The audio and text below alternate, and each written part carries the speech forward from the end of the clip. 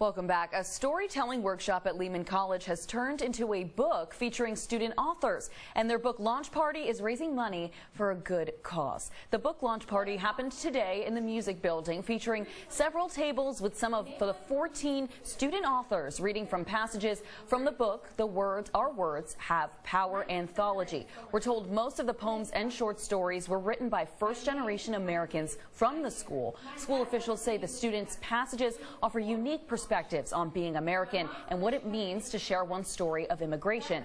As a result, the proceeds from the party today are going to the Lehman College Food Bank, as well as a scholarship for undocumented students. And this semester we offered a leadership module in storytelling where they identify their values, they explore their own identity, and then they write about it. A combination of poetry and storytelling.